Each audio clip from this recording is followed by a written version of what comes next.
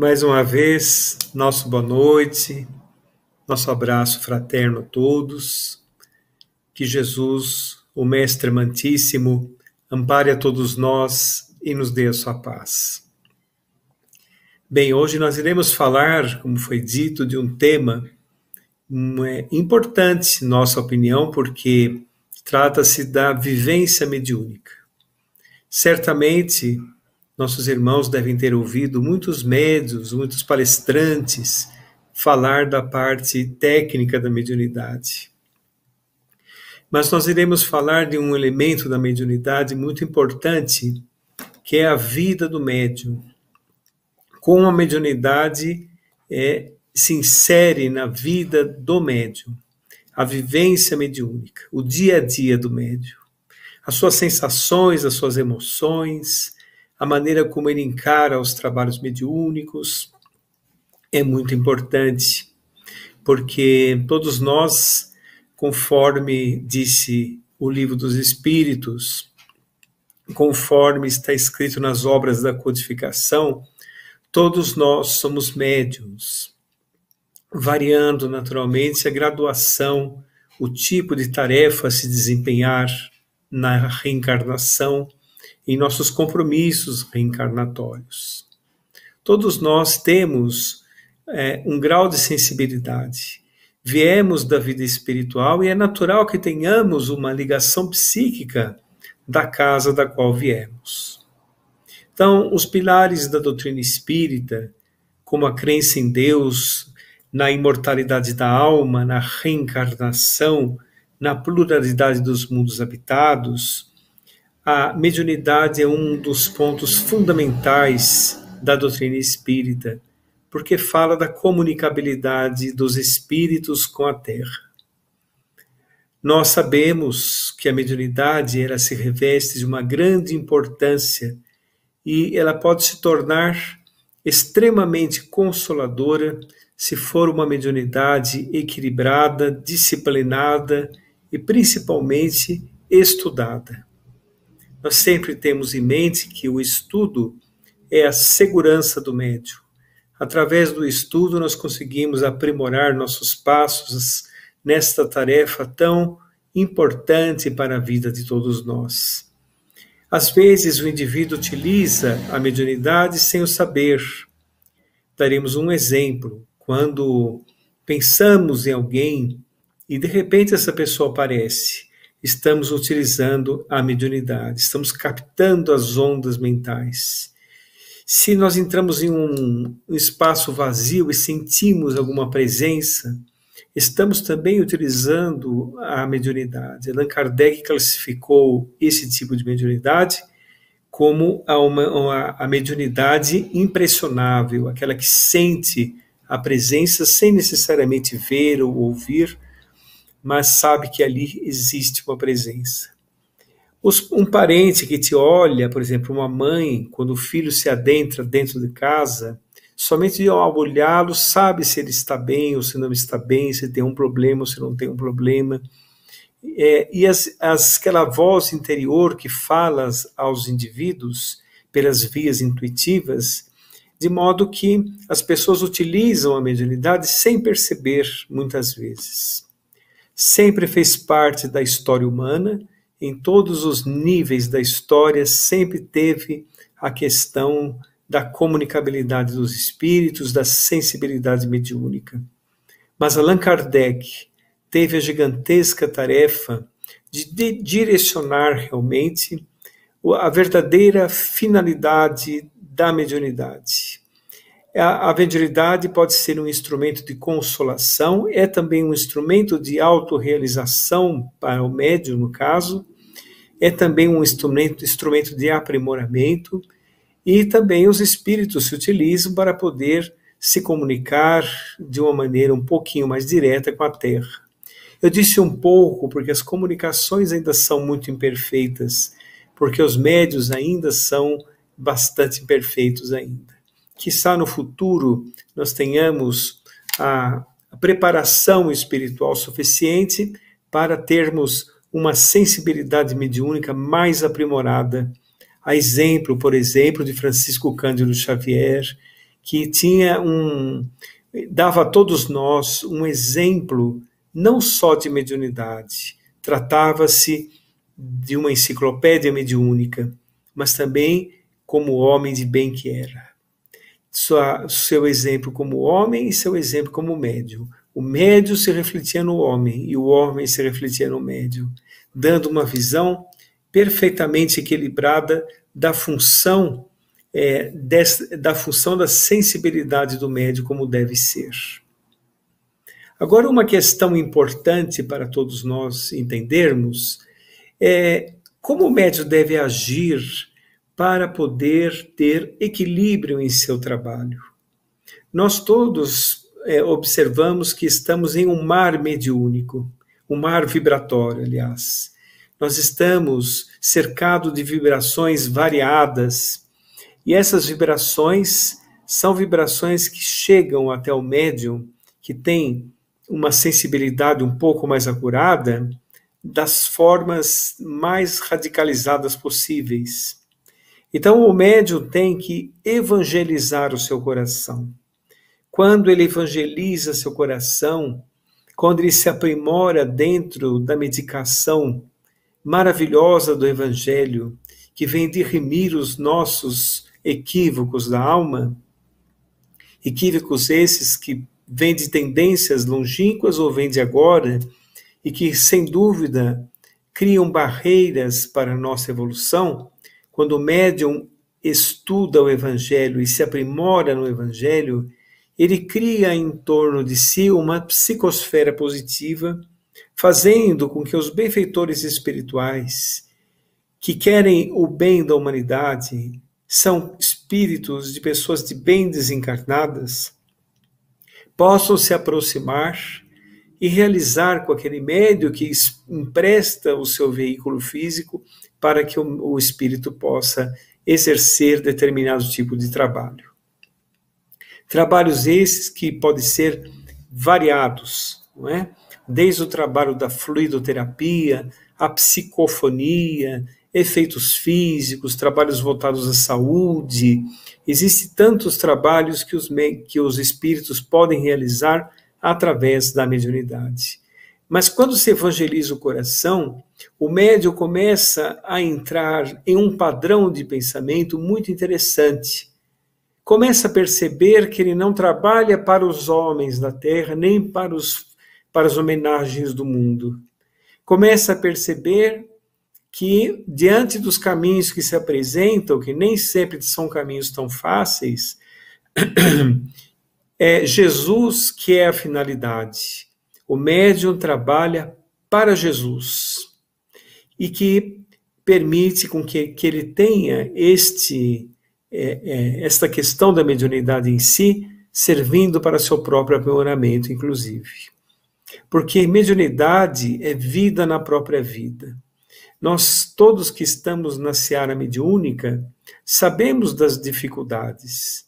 O médium, certa vez nós comentamos em uma live há pouco tempo atrás, que a única diferença de uma pessoa que não tem uma mediunidade tão ostensiva para um médium que tem a mediunidade ostensiva é que ele precisa se vigiar um pouco mais do que as outras pessoas, porque é uma pessoa comum, é uma pessoa que tem os seus problemas, tem suas ansiedades, tem os seus medos, inclusive, é uma pessoa que tem as suas preocupações, que não pode deixar de trabalhar na vida comum, porque tem a questão de que se a mediunidade está atrapalhando o seu trabalho de ordem material também, sua convivência com a família, está atrapalhando um outro estudo de aprimoramento profissional, por exemplo, que você precisa fazer, se a mediunidade está atrapalhando a sua vida comum, tem alguma coisa errada.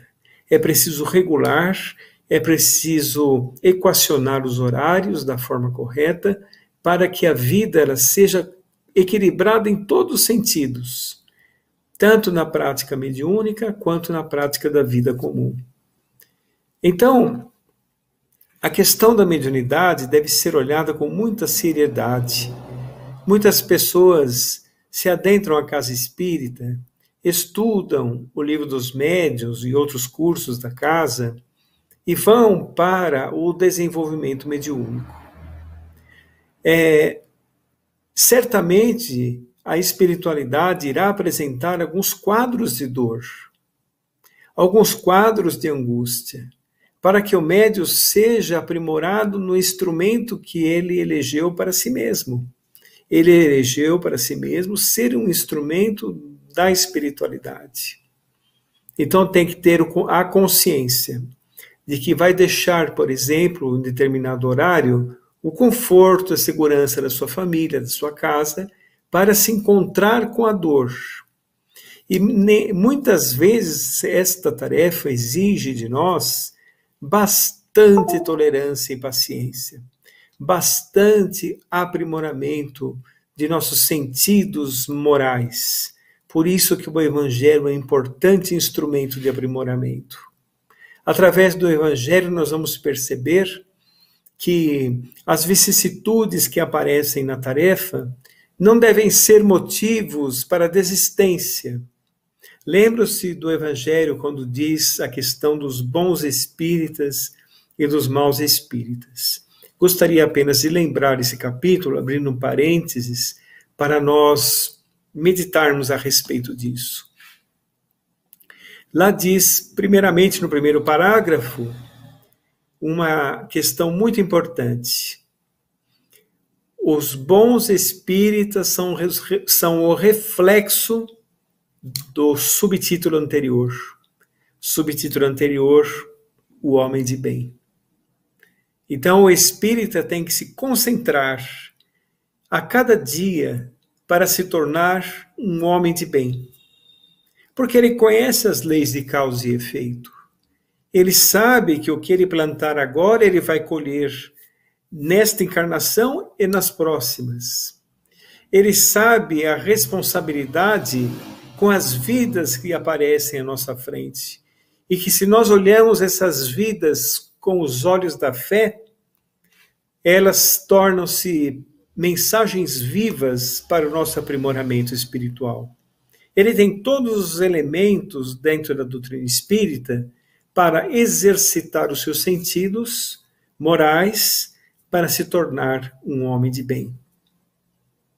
Então, os bons espíritas, lembrando a pergunta que Allan Kardec fez aos espíritos da codificação, que é o espírita, é aquele que empreende um esforço pessoal. Não é o vizinho, não é o médium, não são os parentes, não são os filhos, um esforço pessoal para ser hoje melhor do que ontem e amanhã melhor do que hoje. Reconhece-se o verdadeiro espírita por sua transformação moral. Olha que maravilha! É a mesma coisa que nós nos encontrarmos às portas de Damasco e aparece esta mensagem redentora que é a doutrina espírita, esclarecedora de fé raciocinada, não dogmática, não simbolista, uma fé racional, e apresenta um novo panorama de fé para todos nós. A fé com obras.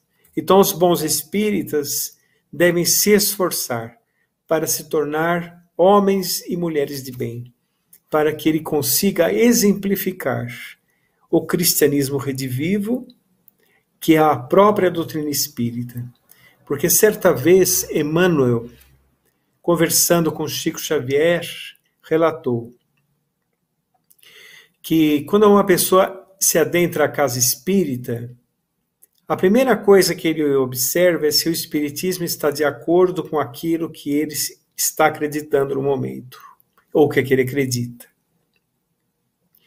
O segundo passo é observar a atitude dos próprios espíritas, para ver se isso causou uma modificação, para ver se eles agem de acordo com aquilo que estão propalando, ou se pelo menos se esforçam para agir desta forma.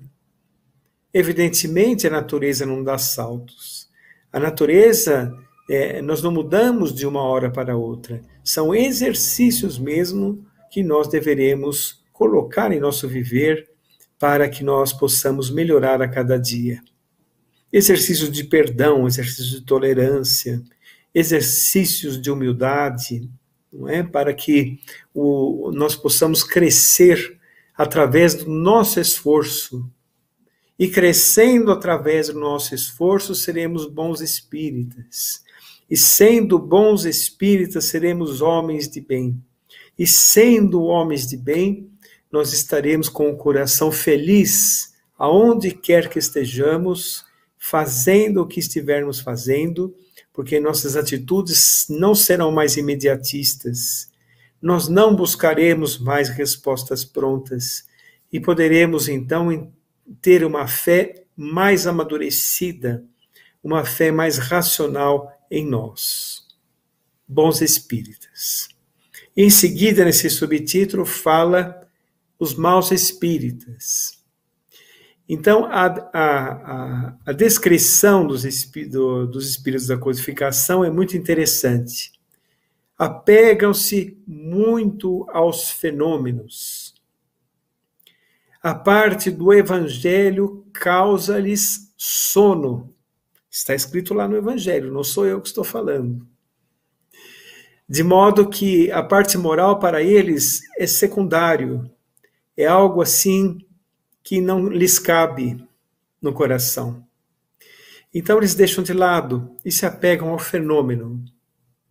Em se apegando ao fenômeno, desistem à primeira contrariedade e se vinculam àqueles que justificam as suas fraquezas. Bem, nós que estamos há muitos anos no movimento espírita, vemos muito isso acontecer. A pessoa chega com muito entusiasmo, principalmente na prática mediúnica, porque o transe mediúnico causa uma autoconfiança na pessoa. E porque existe ali a ação de um outro pensamento, existe ali um certo desdobramento do perispírito, o perispírito dá uma pequena deslocada, existe uma fluidificação das glândulas da mediunidade, principalmente a glândula pituitária, pineal. Então o indivíduo ganha uma certa autoconfiança. Se ele não estiver educado sobre os perigos da vaidade, sobre os perigos do orgulho, ele cairá em grandes armadilhas que está previsto por Allan Kardec. Como, por exemplo, a fascinação. Se ele não estiver vigilante, ele cairá nas malhas da fascinação, que é muito próxima de uma subjugação. Ele poderá, por exemplo, perder o discernimento, tão importante à prática mediúnica. Porque é uma das características da fascinação. O indivíduo perde o discernimento, o senso de julgamento. E a autoanálise da prática mediúnica é muito importante por parte do médium, assim como sobre os alertas do dirigente de doutrina, para ver se o médium, principalmente o médium neófito, está realmente no caminho certo, ou ele está caindo em ilusões, em animismos muito grandes. Se existe mais animismo do que mediunismo, então o médium ele tem que ter esse senso de autocrítica, ele tem que ter também ouvidos às pessoas que estão querendo ajudá-lo no desenvolvimento da mediunidade. Como desenvolver a mediunidade? Melhorar como pessoa. Trabalhar o coração. Como nós falamos, melhora a vibração em torno, os pensamentos ficam irradiando mais benefícios, a intenção de se auto-melhorar se aprimora, o que permite a aproximação dos benfeitores espirituais. Porque os benfeitores espirituais vão encontrar campo de ação no médium que se aprimora moralmente, através da vibração que ele emite. Ocorre ali uma conexão entre a vibração que nós emitimos e aquilo que os espíritos querem passar para nós. Uma sincronia de ondas mentais. Quando existe essa sincronia, também com o esforço do médium, então ocorre ali a comunicação da forma que deve ocorrer. O médium precisa estar consciente da sua responsabilidade quando aparece à sua frente uma pessoa aflita, desesperada, uma pessoa que está precisando de uma consolação. Tem muitas coisas que o médium não pode dizer. Quando os espíritos mostram um quadro, quem aqui pratica a mediunidade, que está nos ouvindo, vai saber disso. Quando é para nós falarmos uma informação, parece que fica preso aqui na garganta, enquanto você não falar, não passa aquela sensação. E quando não é para falar, o médium sabe, se ele estiver vigilante. Porque o médium não é adivinho, o médium ele não é conselheiro sentimental de casais, por exemplo. O médium tem que exibir as informações que os espíritos passam. Se ele for evangelizado, conceitos do evangelho indicados pelos espíritos para consolar a pessoa. Então a pessoa sai com a informação e consolada. Essa que é a questão. Eu vou dizer um exemplo muito importante para nós vermos como o acolhimento na mediunidade é importante. Certa vez, já falei isso também em um outro trabalho que fizemos, até com o Orson, inclusive,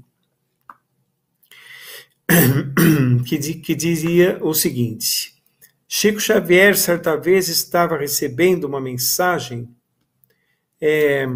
essa mensagem no Grupo Espírita da Prece, está altas horas da noite, quando adentrou-se a reunião, prorrompendo a reunião em prantos, uma senhora desesperada.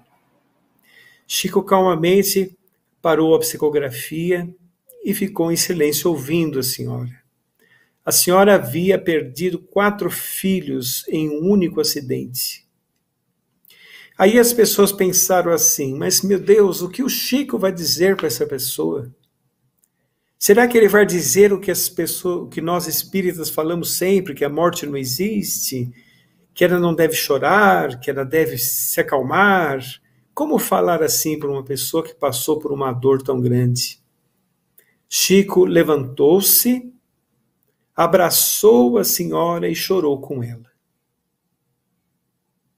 Acolheu em seu coração. Depois, com o tempo, ele explicou as questões da doutrina, quando ela já havia se acalmado, quando ela já havia se equilibrado daquelas funções, daquela questão que ela estava ali, em alto desespero. E depois, um dos filhos se comunicou pela psicografia, não é? E de modo que Chico mostrou ali como é que o médium deve agir, como ele deve receber as pessoas. Nós sabemos da imortalidade, por exemplo. Quem tem a mediunidade da vidência vê espíritos. Então, para o médium que tem a vidência, para ele vai ficar clara a imortalidade. Ele tem absoluta certeza da imortalidade. Mas e quando uma pessoa que o procura perdeu alguém, como essa senhora, por exemplo, o médium não pode desrespeitar a dor do outro. Cada pessoa tem a dor do tamanho correto. A dor de cada um pertence a cada um. Então, a primeira coisa, respeitar a dor do outro. Seja não só de perda, mas qualquer tipo de dor.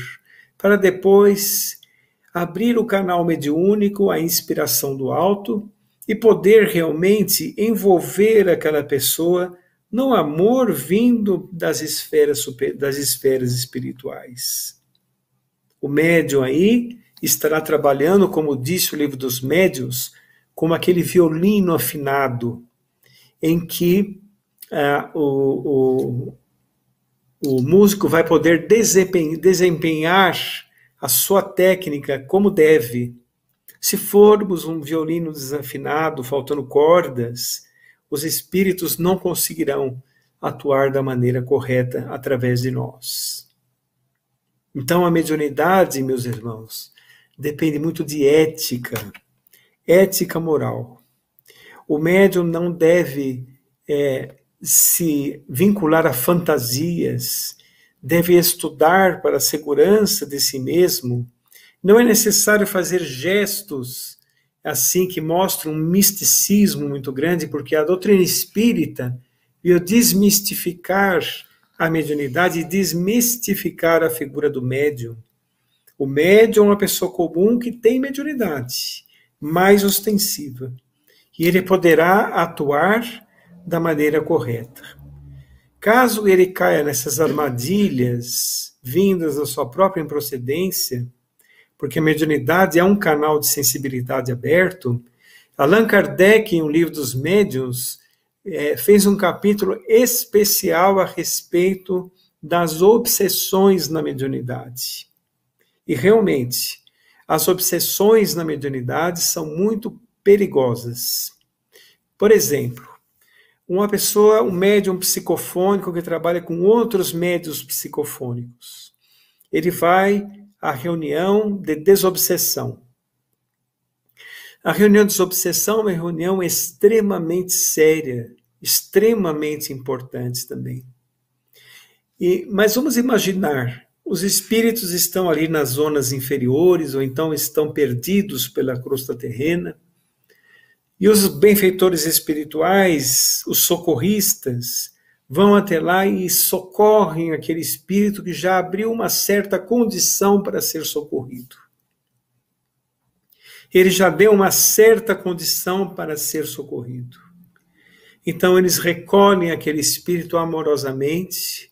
Alguns têm que ser, por exemplo, trazido por halos magnéticos até a reunião de desobsessão, porque de tal forma que eles não conseguiriam de outra forma. Quem participa da reunião de desobsessão deve saber disso. Muitos acham que estão amarrados. Na verdade, eles estão contidos por esses halos magnéticos trazidos pelas equipes socorristas. É um trabalho muito grande, às vezes de anos, para os espíritos levar uma pessoa até uma reunião de desobsessão. Chegando à reunião de desobsessão, cadê o médium? Ele deu mais importância às coisas do mundo, não vai poder atender. Ele foi invigilante, se alimentou muito antes da reunião. Ou ele passou um dia muito colérico e depois vai participar da reunião de desobsessão. Ou então ele não se preparou adequadamente com os pensamentos, controlando os pensamentos, não recorreu à prece, não pediu ajuda. Então vejam, meus irmãos, a continuidade desse trabalho gigantesco dos socorristas é a prática mediúnica, a reunião de desobsessão.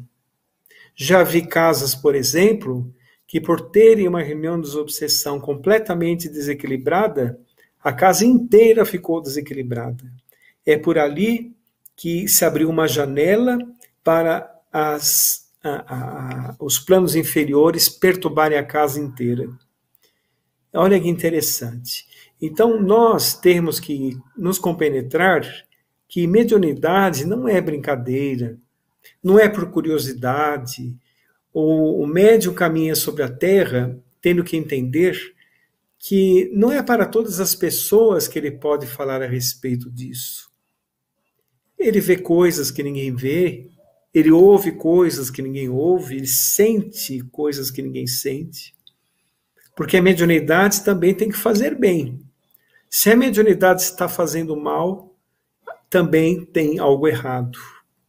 Nas obsessões da mediunidade, o médium precisa se vigiar bastante para que as fascinações não advenham em sua caminhada, para que ele tenha os critérios realmente baseados em Kardec, para que ele se conscientize que tem que trabalhar por Jesus e que aquela oportunidade de trabalho é bendita, bendito o aprimoramento dada pela permissão do alto para que ele possa se aprimorar como pessoa. Então vejam, nós sabemos que nós somos os agenciadores dos nossos obsessores, dos obsessores que aparecem no nosso caminho. Eles só aparecem porque nós abrimos campos vibratórios para isso. Nós abrimos ondas mentais semelhantes a eles. Aí eles se vinculam a nós, induzem ideias equivocadas, fazendo com que o médium saia daquele trabalho de aprimoramento, porque nós podemos nos aprimorar todos os dias naquele exercício que comentamos. Mas as obsessões não permitem isso. O médium se acha infalível, o médium se acha um missionário que não precisa mais se aprimorar nem aprender nada, e ele cai nessas chamadas armadilhas obsessivas que podem atingir muito a questão da mediunidade. A mediunidade teve no Espiritismo a sua real finalidade, que é socorrer, consolar e atender ao semelhante. E todas as pessoas podem entender que o homem é inspirado em todos os momentos da sua vida.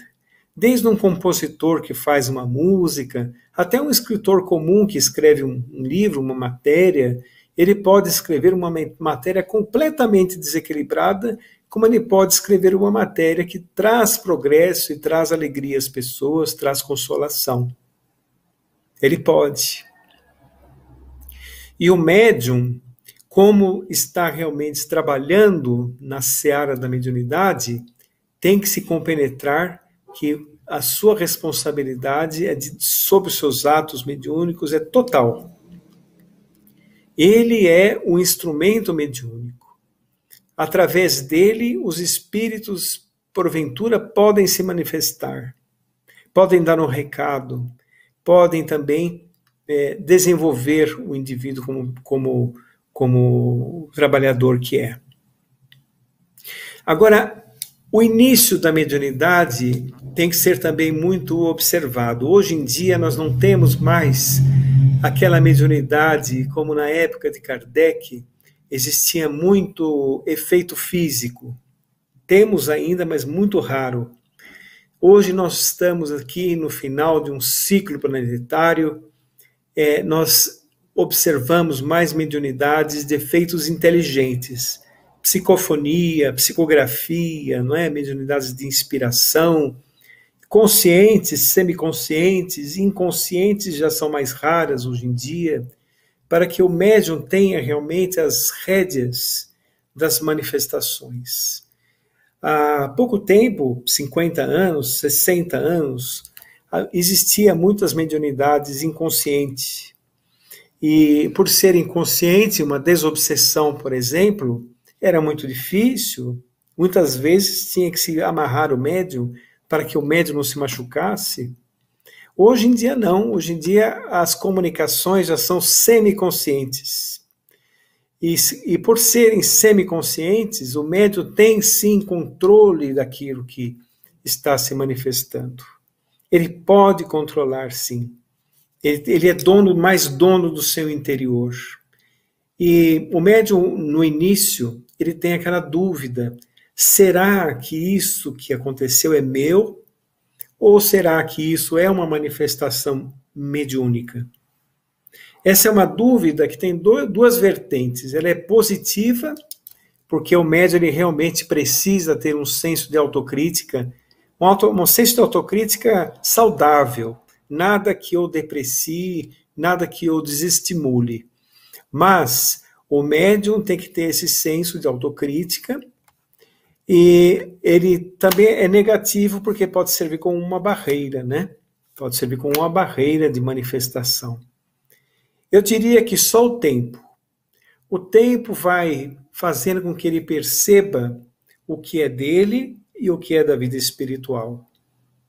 O tipo de aprofundamento mediúnico que ele tem, o tipo de trabalho que ele vai desenvolver. Porque quem desenvolve essa ou aquela mediunidade mesmo é a vida espiritual. A nossa parte, como nós citamos, é só nos melhorarmos como pessoa, para criar aquela psicosfera positiva que falamos. Mas quem desenvolve a mediunidade é o plano espiritual.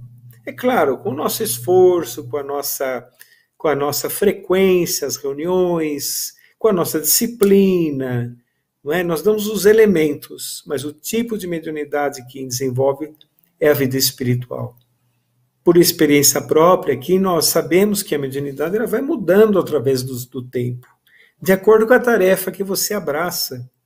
Ela vai transitando entre as tarefas, vai se modificando. Vocês vejam, por exemplo, nesta época que nós estamos de pandemia, os médios fechados dentro de casa, sem poder participar das reuniões, né, nós sabemos que a mediunidade gera uma pressão mediúnica também. Por isso que, por exemplo, um jovem, muito jovem, um adolescente, por exemplo, uma criança, não pode ter a mediunidade desenvolvida porque não dá conta das pressões que a mediunidade impõe, não é? E mesmo porque não teve, às vezes, tempo para estudar as questões da mediunidade, estudar o Evangelho, estudar o Livro dos Espíritos. Mas os médios fechados dentro de casa, eles têm que direcionar a sua mediunidade para um outro fator. Faz preces à distância. Recebe nome de pessoas enfermas. Faça um trabalho de fluidificação à distância. Peça aos amigos espirituais para poder trabalhar em desdobramento, em socorro daquelas pessoas que estão necessitadas. Tem outras maneiras de atuar, não é? Mediunicamente. Mas tem que ter a disciplina. Certos tipos de mediunidade não se pode, por exemplo, fazer dentro de sua residência, como, por exemplo, uma desobsessão, não é? É necessário que o ambiente de desobsessão seja um ambiente preparado pelos espíritos amigos, que eles tenham realmente preparado vibratoriamente aquele local, que é aquela sala de desobsessão, onde a vibração é diferente. Se você se adentrar numa casa espírita, ir à sala de passes, ir à sala de desobsessão, verá que são vibrações diferentes para cada tipo de trabalho. Então, essas disciplinas são muito importantes, não é? Muito importantes. Agora, e quando o médium adoece, e quando o médium tem algum problema, às vezes problema financeiro, às vezes problema familiar, não é? Como ele deve agir? Ele deve trabalhar. Enxugue as lágrimas e trabalhe. Porque ali você vai encontrar a consolação que necessita. As dificuldades não vão se modificar porque você deixa de trabalhar ou trabalha. Mas você trabalhando, fortalecerá o seu interior e você irá resolver os seus problemas que cabe a você resolver de uma forma mais correta.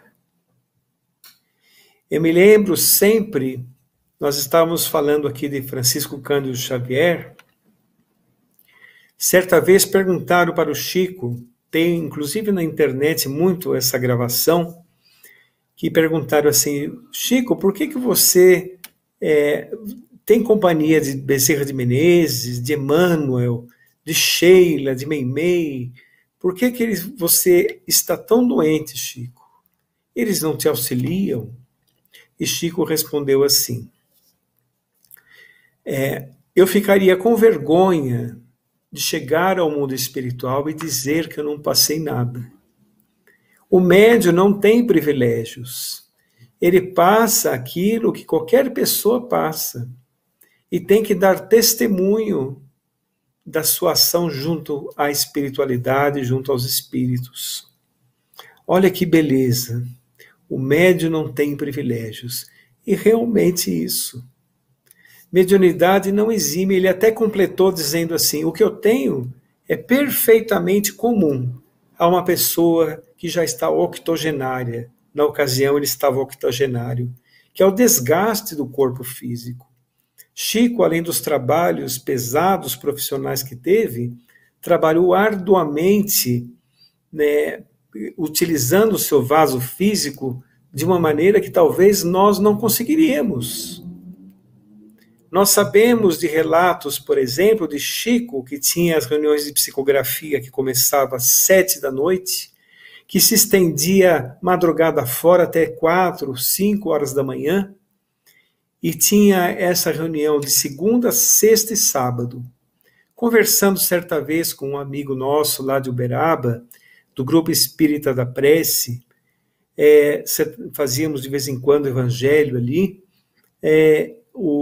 esse amigo nosso, ele era o barbeiro de Chico Xavier, muito amigo de Chico. Ele disse assim, olha, na reunião de sexta para sábado, Chico dormia muitas vezes de terno. Dormia muito pouco, 1 hora, 2 horas, acordava e já ia para o trabalho. A reunião de sexta tinha acabado às 5 da manhã. Ele ainda ficava com os companheiros até umas 6, 7 horas, conversando, tomando café, a despedida. No dia seguinte, às 9 da manhã, 8 da manhã, lá estava Chico também na distribuição de donativos às comunidades carentes para à noite ter a outra reunião de psicografia. Mas Chico era um missionário, era muito difícil acompanhar o missionário, as pessoas muitas vezes tinham que revezar. Agora, ele é o exemplo da dedicação mediúnica, com todos os problemas de saúde, com todos os problemas que ele tinha, problemas que nós não conhecíamos, que acontecia realmente nos bastidores da sua tarefa, atacando espiritualmente, inclusive, Chico sempre firme e fiel a Jesus. E muitas vezes nós estamos com uma pequena dorzinha, com um pequeno probleminha e já falhamos na tarefa. Então nós temos que nos atentar a isso. Nós temos que realmente ter aquela convicção. Temos que ter realmente o Evangelho em nosso coração, que é uma medicação, aliviando as nossas chagas morais. E bendito aquele que se compromete com a tarefa mediúnica e consegue realmente vencer as suas próprias barreiras e seguir adiante. Anos afora, a vida inteira, não vai se arrepender. Então nós entendemos que às vezes nós trabalhamos no atendimento fraterno, por exemplo. O atendimento fraterno é um dos lugares que você pode exercer a mediunidade. Quantas vezes eu consolei pessoas que tinham o mesmo problema que eu? Muitas vezes. Eu saí consolado junto com a pessoa. Então vejam, se eu tivesse ficado em casa remoendo aquele problema, seria muito pior. Fomos à tarefa e nos saímos bem da tarefa. No dia seguinte estávamos felizes e contentes para seguir. Então a tarefa mediúnica tem essas particularidades. O médium não tem privilégios, mas ele recebe um auxílio que com o tempo ele vai sentindo, vai lhe dando segurança na tarefa mediúnica. Aí a resposta aos médiuns que estão começando na mediunidade, na sensibilidade mediúnica, estão educando a sua mediunidade, o uso da mediunidade, para que perseverem e esperem o tempo calmamente. Sejam tranquilos na tarefa mediúnica, mas constantes, estudiosos e vigilantes, e disciplinados. Desta forma, com o tempo, você vai entendendo o tipo de mediunidade, a intensidade da mediunidade, e até onde você pode ir, até onde é permitido que você vá. Sempre respeitando os indivíduos que estão à sua volta, as pessoas que estão à sua volta. Então, realmente, a classificação das mediunidades, todas estão ali no Livro dos Médiuns. O Livro dos Médiuns deve ser estudado por todos os espíritas, mesmo que não tenha uma mediunidade ostensiva. Porque aquele que estuda pode vir a ser, por exemplo, um dirigente da casa, um dirigente da desobsessão, um doutrinador, né, dos espíritos durante a desobsessão, ou ele pode servir de alerta àqueles médiuns que estão desviando do caminho. Quando ele vê uma pessoa que pratica a mediunidade, ele vai saber o que ele deve esperar daquela mediunidade. Porque nós sabemos, se nós virmos uma placa dizendo médium fulano resolve os seus problemas, não é verdade. Não cabe ao médium resolver os problemas de ninguém. Ele é aquele intermediário. E nossos problemas são os remédios abençoados de evolução que nós temos em nosso caminho para nos aprimorar como espíritos. O que os médiuns podem fazer é dar aquele norte daquilo que os espíritos inspiram, daquilo que ele leu no Evangelho, ele pode transmitir pelas vias da inspiração para aquela pessoa encontrar ali uma resposta para que ela mesma vá resolver os seus problemas que cabe a ela em seu desenvolvimento evolutivo, a cada vida que se sucede. Então vejo como é sutil, não? Mediunidade é muito sutil. E os passos do médium devem ser muito bem pensados. O médium precisa ter postura. Ele não pode, por exemplo, agir de uma maneira na casa espírita e fora da casa espírita agir de outra maneira. Ele não pode, por exemplo, se vincular a viciações. O médium não pode se vincular a qualquer tipo de viciação, porque é uma porta aberta às obsessões. Cada vez mais que se desenvolve a mediunidade, mais sensível a essas manifestações estaremos. Agora, todos nós somos donos do nosso interior. Nós podemos controlar essas manifestações para que elas não atrapalhem a nossa vida comum. No caso da vidência, por exemplo, a pessoa está andando pelas ruas, ela tem evidência. Ela pode perceber que numa determinada esquina tem um quadro espiritual um pouco complicado. Com a experiência, ela vai aprender a desfocalizar aquele quadro, mesmo sabendo que ele está lá. E ele, então, aquele quadro não vai influenciá-lo. A pessoa com mais experiência mediúnica vai participar de um trabalho de desobsessão e vai sair do trabalho de desobsessão bem, sabendo que ele não deve levar o trabalho de desobsessão consigo. Ele não deve comentar o que foi falado no trabalho de desobsessão. Ele tem que entender que todos aqueles quadros que ele viu é semelhante ao médico que atende um paciente, que deve manter o sigilo diante do trabalho desobsessivo. No caso da vidência, nós comentamos, nem tudo que o médium vê ele pode falar. No caso da psicografia, enquanto ele não tiver um absoluto desenvolvimento mediúnico, deve se abster, por exemplo, de receber mensagens de ordem familiar em público, ou para algumas pessoas, se a sua mediunidade, por exemplo, não é uma mediunidade semiconsciente ou semimecânica, porque pelas vias intuitivas pode haver erros, descredenciando assim a sua mediunidade perante os outros. Então a responsabilidade é muito grande. Devemos ter aquela sintonia suave entre os espíritos e nós. É uma sintonia fina da vibração emitida por seus pensamentos e aquela que nós temos que nos esforçar para atingir. Aquela onda vibratória benéfica que irá beneficiar as pessoas que nos cercam o médium, para tentar ali encontrar uma consolação. Consolar é muito bom.